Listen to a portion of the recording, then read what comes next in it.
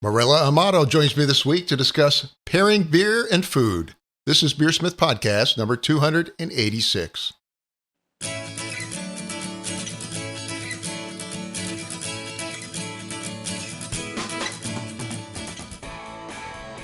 This is BeerSmith Podcast number 286, and it's mid-August 2023. Mirella Amato joins me this week to discuss pairing food and beer. Thank you to this week's sponsors, Craft Beer and Brewing Magazine. Every issue of Craft Beer and Brewing Magazine is packed with articles for homebrewers and beer lovers. They offer access to videos, brewing courses, exclusive articles, and the amazing Craft Beer and Brewing Magazine. Go to beerandbrewing.com to get your subscription today. And also the American Homebrewers Association. The American Homebrewers Association invites you to choose your own brew venture. Join for 1 year and select a free brewing book for more than 60 titles to match your fermentation goals. Visit homebrewersassociation.org/beersmith to join the American Homebrewers Association and treat yourself to a new book. Again, that special link is homebrewersassociation.org/beersmith. And BeerSmith Web, the online version of BeerSmith brewing software. BeerSmith for the web lets you design great beer recipes from any browser, including your tablet or phone. Edit recipes on the go with access to the same suite of recipe building tools as our desktop version. Try BeerSmith Web today by creating a free account at beersmithrecipes.com. And finally, a reminder to click that like and subscribe button on YouTube, iTunes, Spotify, or whatever platform you're listening on. Clicking those buttons is a great way to support the show. And now let's jump into this week's episode. Today on the show, I welcome Mirella Amato. Mirella is a BJCP National Beer Judge and one of the very few master cicerones in the world. She's also author of the book Beerology and runs an online course called Mastering Beer and Food Pairing, brought to you by Beerology. Mirella, it's great to have you on the show. How are you doing today?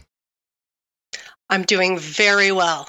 Very well. It's a quiet, rainy day, and I'm very much enjoying it. And you're coming from Toronto today, right? Right across the pond from where I grew up in Rochester. Yes, Toronto, Canada. This is my home. It's I've gone astray here and there, but I've always come back. It's definitely my home. Well, it's actually been, I think, almost 5 years since I last had you on. You were a guest one time before, though. Yes. And last time, I think you talked about beerology and some of the other things you've been doing. But what projects have you been working on these last 5 years? Yeah, I think actually I was speaking about judging, if I'm not mistaken, and that's right. Yeah. I'm definitely still doing that, or I guess it would be probably more accurate to say I'm doing that again because the pandemic put that on pause for a minute. And then still consulting through Beerology. I do beer education and beer quality consulting through my company. I also started working for a company called WSET, which is a not-for-profit global drinks education organization.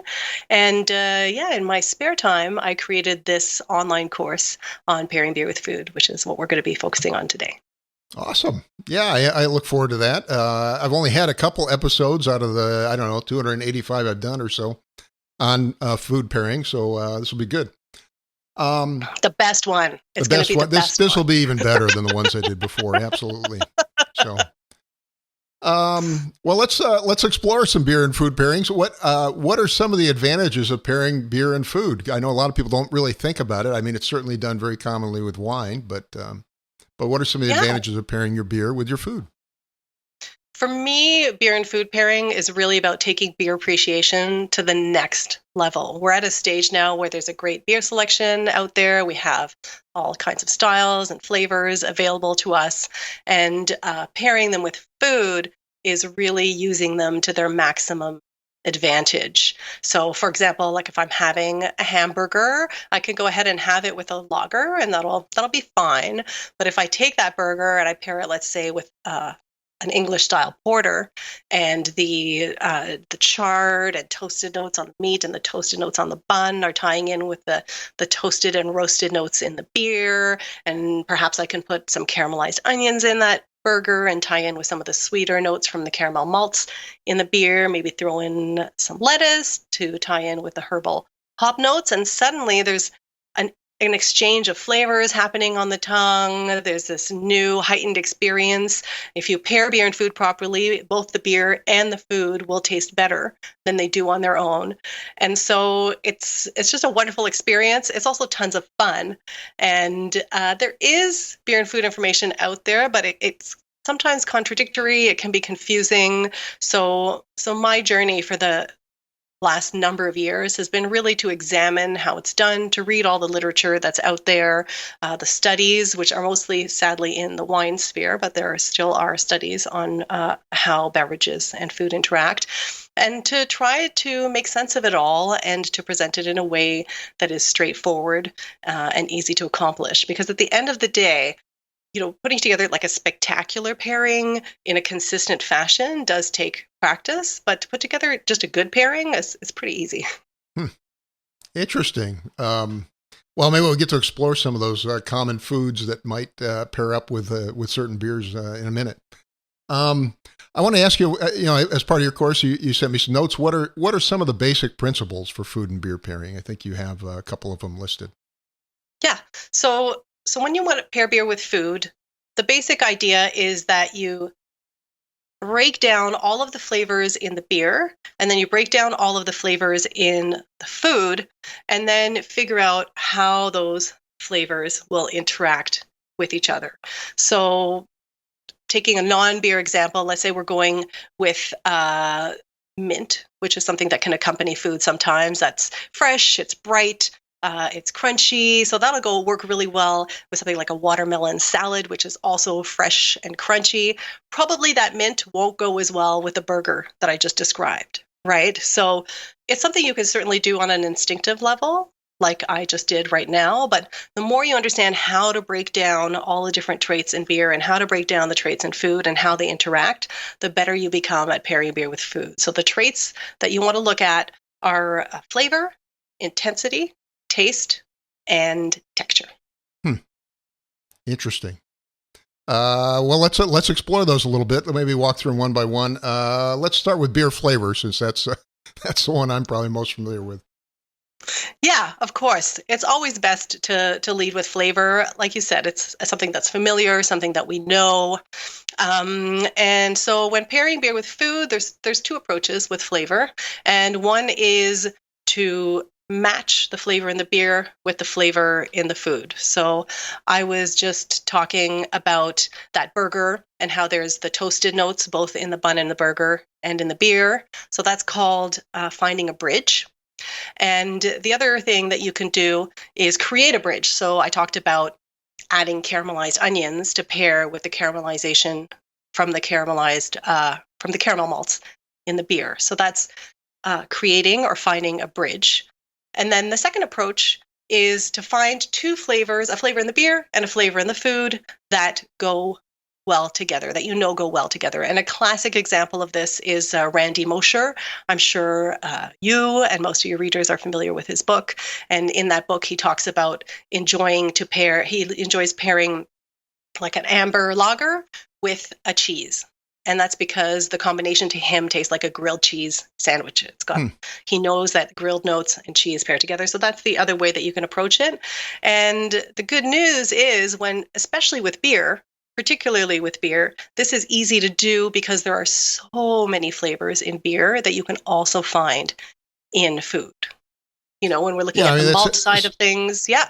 I was just saying that's kind of interesting. Randy, we had Randy on the show a number of times talking about his book, Tasting Beer. Mm-hmm. And he does talk quite a bit about how the flavors, trigger memories in your mind when you're working with something. So, it'll trigger, like you said, maybe like the grilled cheese, where it's something that's very familiar to you originally, right? Yeah. So if you know two things go well together, you can pair those two things together, right? Yeah. So that's the idea there. And so as I was saying, there's a lot of flavors that beer and food have in common. You look at malt flavors, bread, toast. I talked about caramel earlier, chocolate, coffee. These are all flavors that you can find in food. Then you have your hop character, which can be fruity or tea-like. Again, flavors that we find in food. We look at yeast and the fruity notes and, clove, pepper, nutmeg, or if we get into bacteria, yogurt, and vinegary notes. These are all things that can be found in food. So finding and creating bridges is really straightforward and quickly becomes intuitive. I would say the only thing to be careful of is that you want to make sure you have more than one bridge. I say ideally 3 or more. And you can create a pairing with just one bridge. A common thing that I'll see done is like, oh, chocolate beer, I'm going to pair that with chocolate cake. And that'll work. You can do it. It should pair nicely, but it's kind of flat, right? There's not much going on there. It's all the same. So if you can find a couple of different bridges and a little bit more complexity, you'll end up with a more compelling pairing. Now, you talked a lot about building bridges. What about trying to leverage complementary flavors? I mean, is that a good approach too? That maybe you pick a beer that complements a particular flavor in the food, for example? Yeah, so the complementary flavors are what we were talking about earlier with the Randy Mosher. So, this beer is very fruity. I like fruit with chocolate, so I'm going to guess that this beer is going to pair well with this chocolate. And the key there is you do have to find some underlying bridges to strengthen that pairing. But yeah, that's the other. It's really interesting to have you point out that term, because one of the things that I found when I was researching this is there are many different terms for the same thing. So I talked about building bridges earlier. Some people call that affinities. Some people call it harmonies. And it was very interesting to see that there's all this vocabulary out there, but at the end of the day, the actual approaches are very few. They just have many different names. Interesting. Well, next, let's discuss intensity. What do you mean by the term intensity, and how do we pair intense foods and intense beers, I guess? Yeah. So when we're talking about intensity, we're talking about the overall impact of a food or a beer. It's actually pretty straightforward. So let's look at the spectrum, for example, of dark beers. And so you can have beers that have similar roasted notes, maybe a similar balance. And on one end of the spectrum, you have your Russian Imperial Stout. And on the other end, you have like a mild, for example. Those are beers that are similar in profile, but the intensity is vastly different, right? Absolutely. On the food side of things, let's say we take like a tomato curry.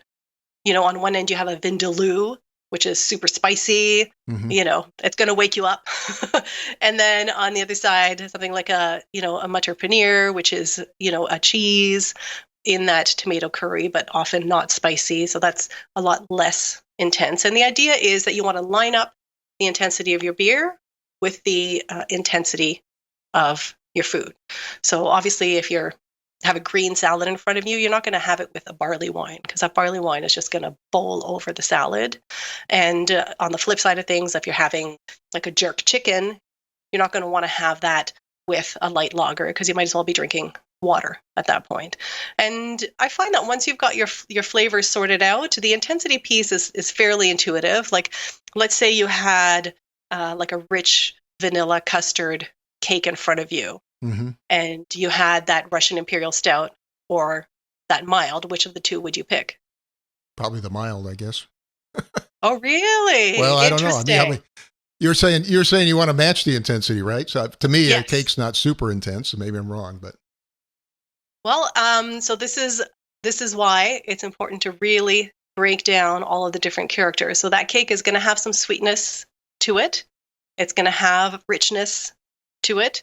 And those are things that add to intensity. But yeah, intensity can take on different forms, right? We talked earlier about the vindaloo, which has an intensity from spice.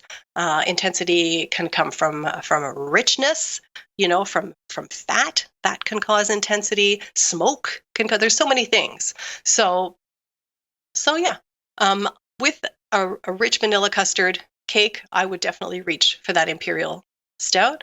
You could try it with the mild. I mean, maybe the other thing is, we don't have the cake in front of us.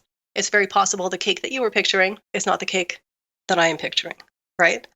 So, well, I like stout, so I'd probably drink the stout with almost anything, but that's just me.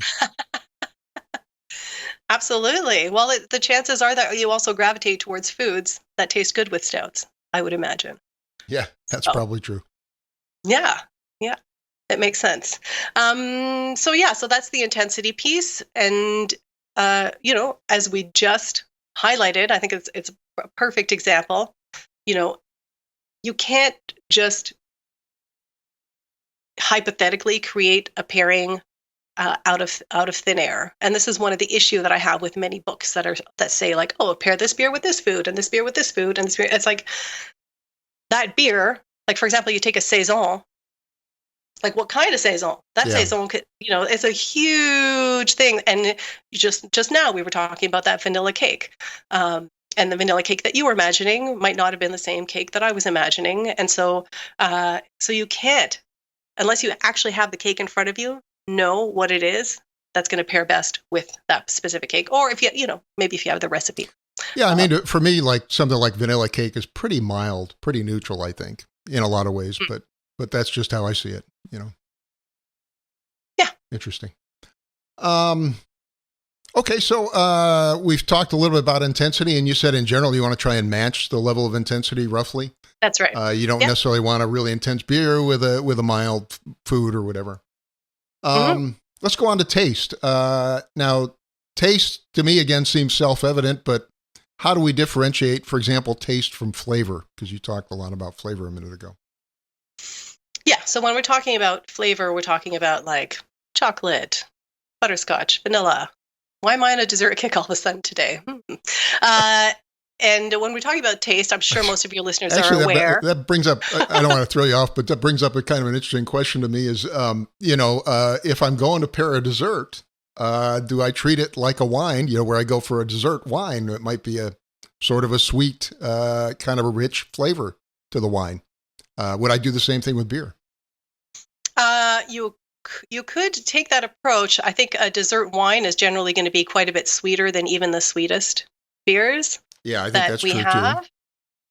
So in that case, and actually, it's a perfect segue to what I was about to talk about. Yeah, go ahead. I'm sorry. I'll go ahead, and we'll see if it helps to answer your question. Yeah. We'll make our way there. So we're talking about taste, and I think most people at this stage know that when we're talking about taste, we're talking about what you can actually detect with your tongue. So sweet, sour, salty, bitter, umami. And the interesting thing about taste is they've found that if you expose your mouth to one taste and then you switch to a different taste, the taste that you had before in your mouth beforehand is going to impact your perception of the one afterwards. So for example, if you're having that very sweet dessert that you were just talking about, and then you have a sip of Pilsner, the sweetness in that dessert is going to crush any of the malt sweetness that was in that Pilsner. It's going to reduce it to just hops, and it's going to aggravate the bitterness in that beer, and it's going to cause just pretty much a clash. It's not going to be great. So at a beginner level, when we talk about taste, I think the key thing to do is to keep an eye out for potential taste clashes. So in beer, the two tastes that you want to look out for are bitterness and acidity. Mm-hmm. And those are not going to work well with any food that is sweet, that is very sweet, any food that is very sour, or any food that is really umami rich. So it's very simple. If you have a very sweet food, a sour food, so the cake you were talking about, a sweet food, sour food, or a food that is really high in umami, you're going to want to avoid a very bitter or a very sour beer. So my IPA is probably not a good dessert beer then, right? Not a straight IPA. Yeah, You might find a double IPA that'll work if it has enough sweetness to it, right, and enough strength to it. There's endless play. And that's the fun thing about the beer selection that we have right now is, again, let's not even talk about the number of IPAs that are out there, because IPA is its own. I think they could create, the BJCP has already expanded, right, the IPA category to tons and tons of subsections, because there's a lot of variations, everything IPA. from clear IPA to there's all kinds of crazy stuff now. What was the other one? Champagne Brut IPA, Brut. I think is another one. The Brut IPA, and now I was just reading about the West Coast Pilsner, which I'm trying to untangle from the India Pale Lager. But it's all related. It's all right. So in beer, you want to avoid, or just be, not avoid, but be mindful of beers that are very sour, very bitter. Mm-hmm. And with foods, what you want to look out for are very sour foods and very sweet foods for the same reason. So these are, just a couple of taste interactions that'll help you avoid major pitfalls. From there, there's all, every single combination has an interaction. And as you get into more advanced levels of beer and food pairing, you can really use those interactions to like fine tune and create, dynamic pairings and really compelling interactions. But at a beginner level, if you just remember those 5 things, so bitterness those 4 things: bitterness and acidity in beer, and sweetness and acidity in food, and to just proceed with caution there, you'll be fine. So are there some special rules to handle maybe food that is acidic or food that is very sweet? Would I pair that with a particular style? Again, there's many, it depends on the food. Okay. But you just want to avoid something overly bitter or something overly sour. So you're not going to pair a sweet dessert, for example, with a goza. Yeah. Or a Berliner Weisse. Or an IPA we talked about. Yeah, exactly. Or an IPA. You might be able to get away with some Flanders Reds, something like the Duchesse de Bourgogne, which is sweetened. You might be able to get away with some desserts. And like I mentioned earlier, a double IPA, particularly one that has a bit more of a malt character to it. I've heard there's triple IPAs out there now as well. Have you had one? Oh yeah, there's definitely triple IPAs have been out for a long time, actually. Yeah. Well, they haven't quite made it here, I don't think. No. What are they like? Are they very dry generally, or are they? They're quite strong, as you might guess, and they've got a lot of bitterness. I mean, that's basically you're using a lot of malt and a lot of bitterness. So I don't know. They can be quite good. I don't particularly. I'm not a huge IPA fan, so I'm not a big connoisseur of the style, but I have had them. This is not the time for you, my friend. Yeah, I think anybody who listens to the show probably knows I prefer dark beers as my favorite. So I think they're coming back. I think they're coming back. That's good, because they were for a while there. I couldn't find them in the store anymore. It was only pretty much variations of IPA or Budweiser or something. It looks like we'll see. We'll see. I'm reading a lot about the return of milds and of lower alcohol dark beers, and then we'll see where that takes us. Well, great. So going back one step, can you explain to us again the difference between taste and flavor? Because we never did cover that, I guess. So taste is what you can detect with your tongue. So sweet, sour, salty, bitter, umami. And then when we're talking about flavor, we're talking about, actual flavors that you actually perceive them with your nose. So most of it's with your nose, right? Caramel, chocolate. I'm really on a dessert kick today. Yeah. Tea flavor, anything that is, something that you would know as a flavor that you describe. So when I talked earlier about matching flavors, you don't want to match bitter with bitter or sweet with sweet. That's taste. That's separate. So what you want to match is chocolate with chocolate, orange with orange, butterscotch with butterscotch. I'm really on a dessert kick today. I don't know why. I think there might be a dessert in my future. Well, finally, let's talk about texture. How does texture apply to beer and food, and how does it help us pair the two? Yeah, so with texture, I'm sure that many are aware, or maybe they have heard that a high alcohol, so that alcohol warmth and perhaps acidity, and acidity can be used to cut through rich or oily foods. So that's something that people might have heard. But the truth is that beer will generally mostly cut through anything because of its carbonation. So when it comes to texture, again, at the beginner level, it's not necessarily something that you need to worry about too much. And if anything, the great thing about the texture of beer and the carbonation of beer is that it will make any pairing more compelling. So even earlier when I was talking about, chocolate beer and chocolate cake, yes, there's a sameness, but where we're really going to get the dynamic difference there is in the texture, because that beer is going to be cold and carbonated, and that cake is going to be not carbonated, and it could be cold, it could be warm, but it's going to add a dimension to the pairing. So that's, just a wonderful thing about beer in general when pairing it with food.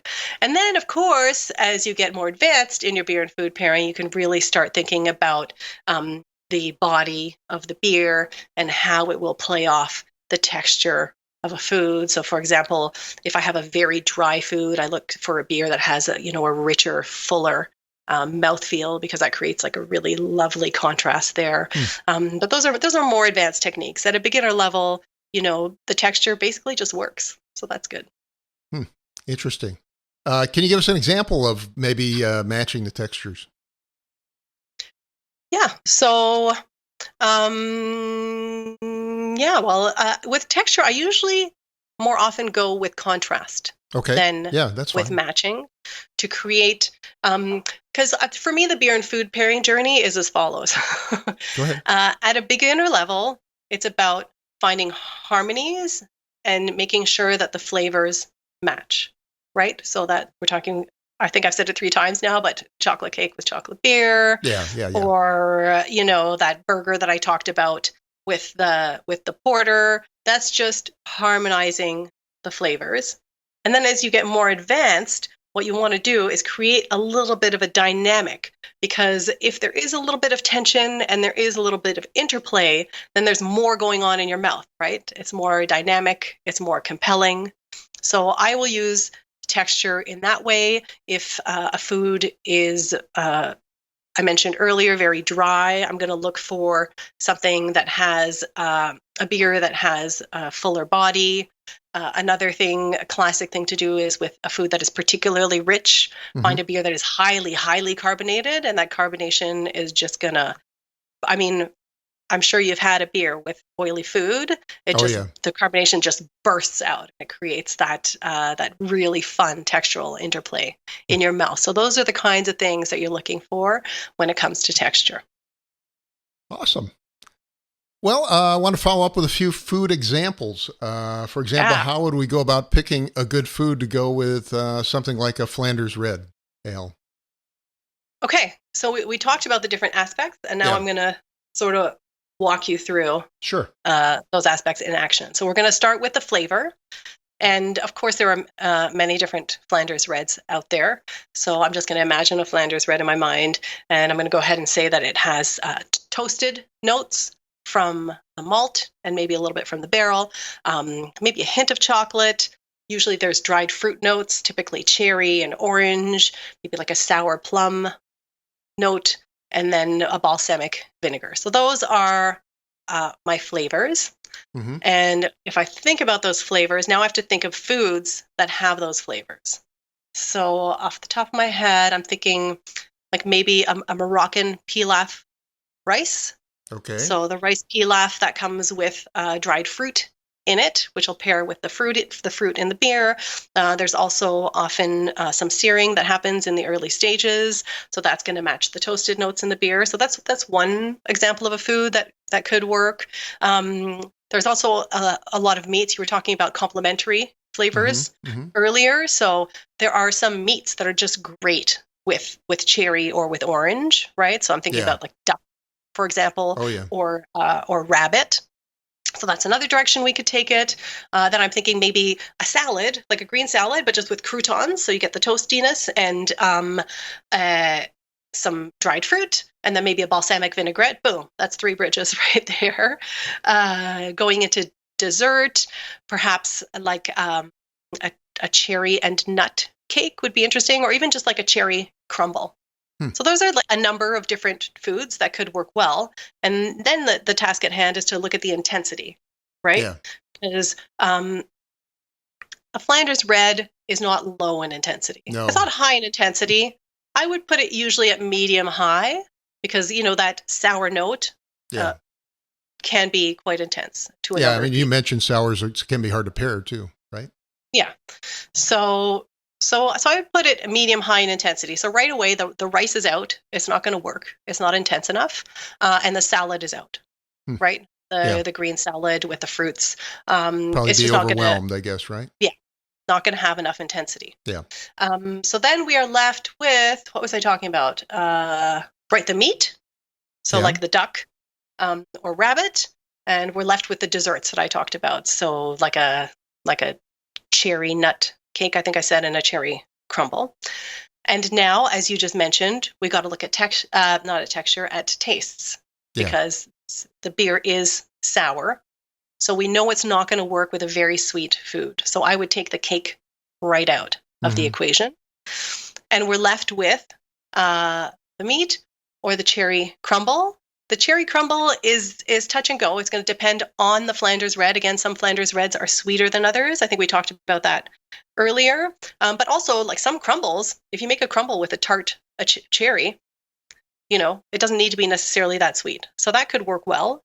Or if you're looking to have that beer with a main course, something like a duck with, I guess you could do a duck à l'orange, although again, that might be sweet, but probably like a duck with a cherry chutney would work really, really nicely there. So that's sort of the thought process. So it sounds like in this case, maybe a main course would be good to go with the Flanders Red with the appropriate meat, right? Yeah, exactly. Interesting. Well, let's work backwards instead from the food and try and pair it up with a beer. Right. So let's start with something like a risotto, maybe a mushroom risotto. Right, because that's, sometimes you have to pair beer first. Yep. But more often you're pairing food first, right? You're looking at a menu, you're deciding what you're going to eat, and then based on that, then you're going to make your beer selection. So I call this pairing food first. And it's the same, right? We got to start with the flavors.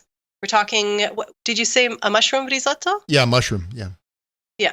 So with the mushroom risotto, obviously there's mushroom flavors. Those will be sort of toasted, earthy flavors because those mushrooms are sauteed ahead of time. There's also usually onions that are sauteed. So we're going to get caramelized flavors from those onions. We're going to obviously get, rice / white bread notes from the rice. Absolutely. And then there'll be nutty flavors from the Parmesan. And sometimes, there'll be some herbs in there. It's pretty typical to have maybe some thyme. So that's a breakdown of the flavors. And even as I'm listing those flavors, right, I said like rice / white bread. I said toast. I said caramel. So my mind is going to some of the beers that you enjoy, right? Yeah. To a darker sort of a brown, probably not, we haven't talked chocolate or coffee, so I wouldn't go necessarily to a stout or porter, but some kind of brown beer.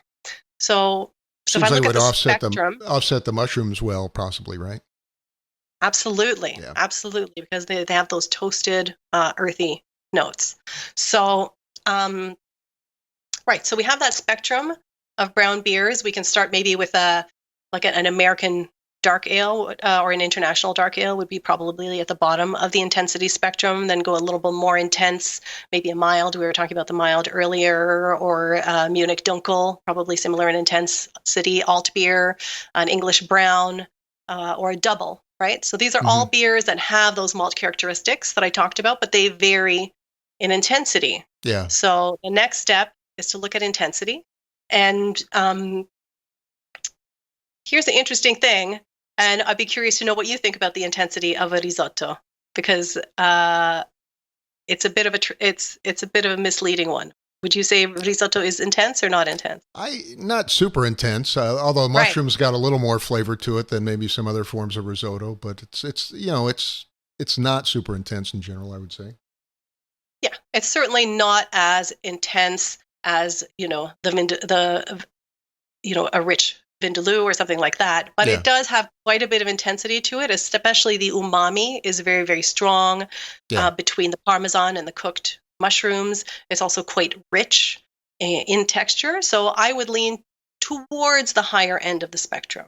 So towards, I wouldn't pair it with an international dark lager, but definitely a double would work well, or an English brown ale would also probably work very well there. And we're not dealing with any bitterness or acidity, so we don't have to worry about tastes at all.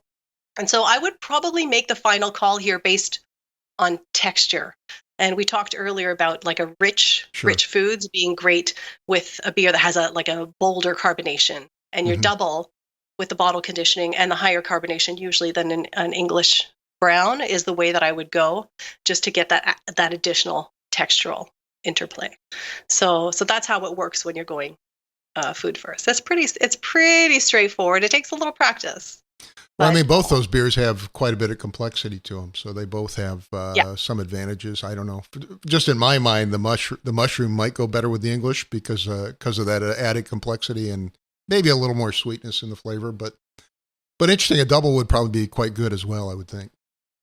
And again, it depends which English you have and which double. Yeah, of right? course. And which risotto, because there's different ways to make the risotto, and there's different doubles are fairly consistent, I would say, but English browns I've had quite a range if you consider like more of a craft brewed example on one end and like the Nuki brown on the other end. Like those are vastly different beers. No, you're absolutely right. They vary from something that's basically colored water all the way up to almost a porter, really. Exactly. Yeah. So you'd have to pick your beer wisely. Yeah. Well, I've been able to attend a number of times. Actually, I've been able to attend paired beer food meals where they actually have different courses with a different beer for each course. So how do you go about setting up something like that? Maybe planning a meal where you have a beer matched to the particular course. Yeah. And then, well, let's do that first. Yeah. Sure. Well, the actual pairing is the same, right? Whether we've already talked about various courses, and so the technique is the same, but the thing you really want to be aware of when you're planning a dinner is the flow, right? We talked about taste interactions and how if you have one taste in your mouth, it'll impact what you're tasting next. So you want to make sure that the foods and the beers are presented in the correct order. And so what I usually do is I start with the beer. Again, I think I may have mentioned this already. I always like to start with the beer first because you can tweak the food endlessly, right? If the food I pick doesn't quite match the beer, I can add something, I can take something away. I can really fine tune that food until it matches the beer. Whereas if I start with the food and the beer isn't quite right, I would have to reach for a different beer and I might not find exactly what I'm looking for. So I usually start whenever possible with the beers first, and then I put them in the correct tasting order. I don't know if that's something that you have any experience with. I do have a video on YouTube, and it's also in my book, the technique to make sure that the beers are in the correct tasting order. And then from there, usually the tasting order starts least intense, goes to most intense. So you'll know that the first beer will work well with an appetizer, and your last beer will work well with dessert. And if there's a little bit of a jog somewhere between two beers, then all you have to do is, create like a palate cleanser between the two. Fruit beer is a nice little palate cleanser that you can offer between courses just to change things around. But as a general rule, that's the way that I like to operate, and it works very well. And then how do you pair something like an appetizer or dessert with a beer?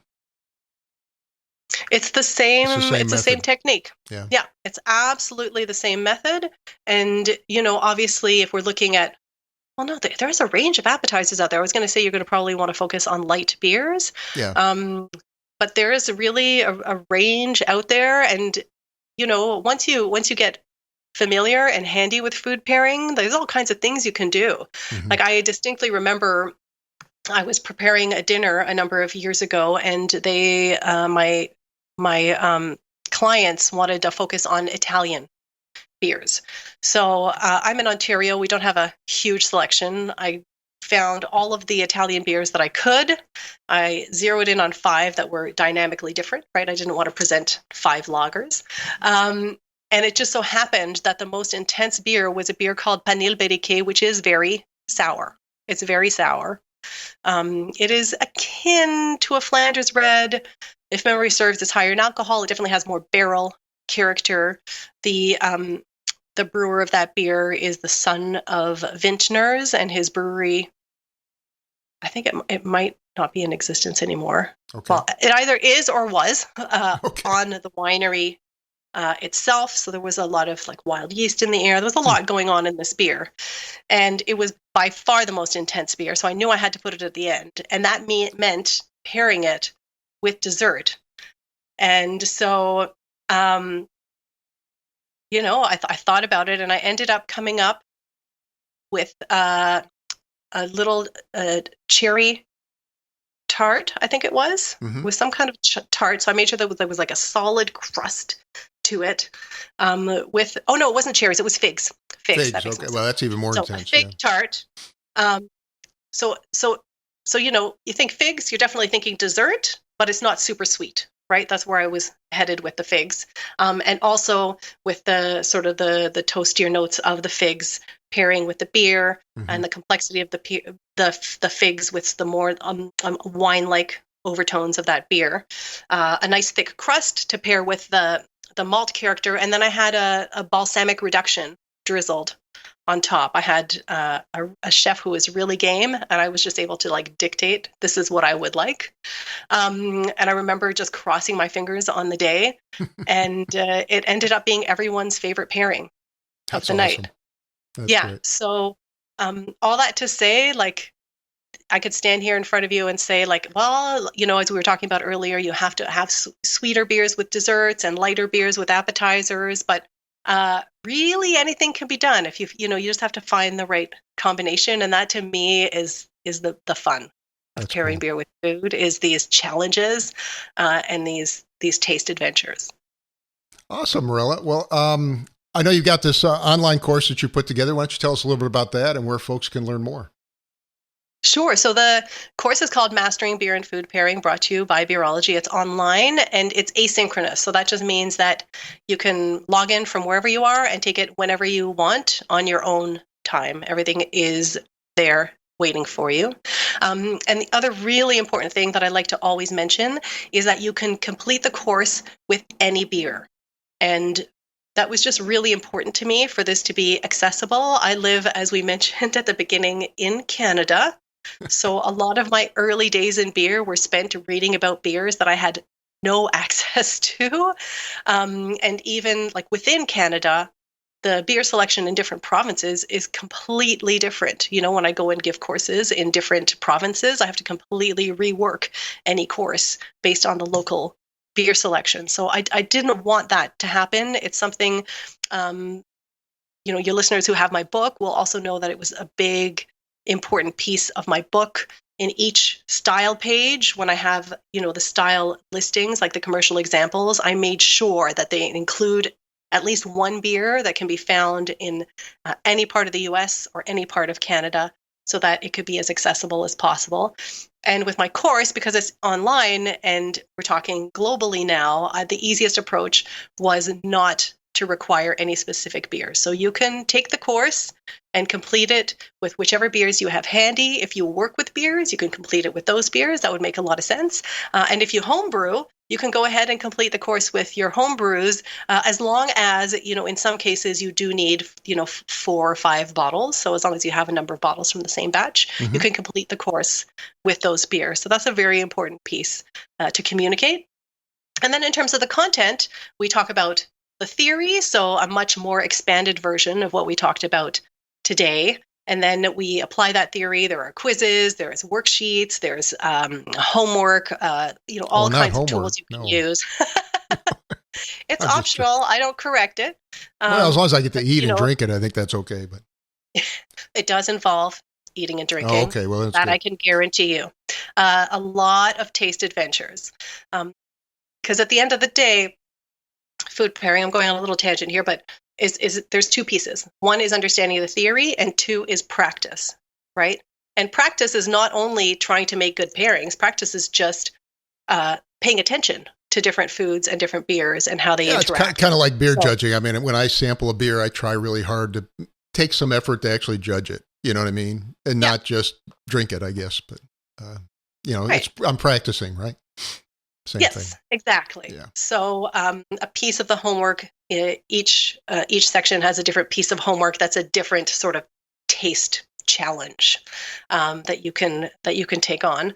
Like I said, I don't look at the homework or grade the homework, and that piece is really for people who want the additional reinforcement of the information. People learn in different ways, right? So there's written homework for people who learn from writing. There's the taste homework for people who, I've been teaching for a long time, so I just wanted to make sure, especially because it's online and I don't have direct contact with people taking the course, that it connected with as many different learning styles as possible. So there's that, and then there's also a practical piece.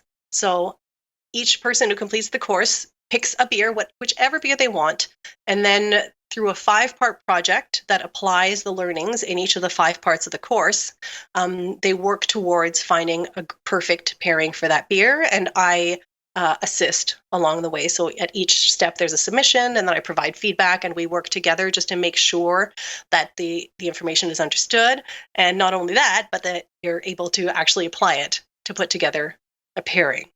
So there's that. Then there's advanced techniques. So for those who are already pretty familiar with food pairing and looking for ways to take it to the next level, we talked a bit about texture today, but there's a few other tidbits in there and other fun ways that you can create more dynamic pairings. And then there's another section on presentation, which covers, again, some of the things that we talked about earlier, like when you're putting together a beer dinner, how you plan that flow. For those who would like to entertain, there's a section on how to plan your talk and how to actually put together the beer dinner, and then all the logistics, portion sizes, things like that. Really everything you need to know to put together increasingly delicious pairings, increasingly more consistently, and how to present them in the best possible light. And I've been, very happy with the course so far. Everyone who's taken it is delighted. I have tons of reviews. So yeah, it's been great. And awesome. You can find the course at beerology.thinkific.com. What was the middle part? Can maybe you could spell it out there? I don't know. Yeah, it's beerology.thinkific. So THINK, like to think. Mm-hmm. And ific, like terrific. So beerology.thinkific, THINK. I can't spell it. I think you got the message. So beerology.thinkific.com. You can also just look me up on my website. There's a link to it everywhere. There's a link to it. So you can find out more there. You can register there. Of course, reach out with any questions, sign up for updates. And then for those who are maybe not necessarily ready to take the course yet, but just looking for more beer and food pairing inspiration, I did want to point people to the Instagram account that I created for the course. It's called Mastering Beer and Food, and I am so happy with it. What it is a community of people from various parts of the world, all kinds of different countries, submitting to me pairings that they enjoy, or that, some of them are beer sommeliers from various parts of the world and pairings that they have put together. Others are just, people who happen to be in a restaurant and taste a beer and a food and are like, oh my God, this tastes so good together. I have to take a picture and post it. And then I repost those. So on this account, basically, if you follow, you'll just get food pairing after food pairing coming to. I know that I really enjoy on my personal feed just seeing those food pairings come up and exploring how different people pair different beers with different foods, and it's a great place to find inspiration. So that's Mastering Beer and Food on Instagram. Awesome. Well, Mirella, thank you so much for coming on the show today. We are running a little low on time, but I really appreciate you coming in and explaining, kind of a complex subject in a clear way. I thank you. Okay, I'm glad you thought it was clear. I came to a point where I was like, uh-oh, is this just clear in my head? But it's hard to explain without food and beer actually in front of you. Well, it helped me at least. I was, I'm able to imagine some of the foods and imagine some of the beers and go, yeah, I can kind of see how that might work, Yeah, and to anyone who's curious about pairing beer and food, I would just say just dive in and play.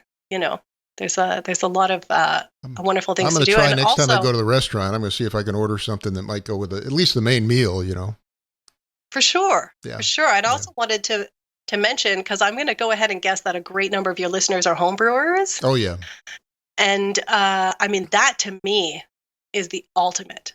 If you understand beer and food pairing, that means that you could create the perfect beer to pair with your favorite foods. whether you're into like pizza or pad thai or spanakopita, momo, whatever you're into, once you understand the theory and you've had a little practice, you can like create the perfect beer to go with whatever you enjoy eating. I mean, obviously it takes a while to brew a beer, so you're not going to be able to do it in real time. But if there's a couple of foods that you really enjoy having regularly to, work on fine tuning and perfecting a beer that works well with that food, I mean, that is the ultimate as far as I'm concerned. I think that's just well, you covered skill. hamburgers earlier, right? And you decided that goes best with porter or something like that. But let's hit pizza real quick. 10 seconds. What does pizza go with?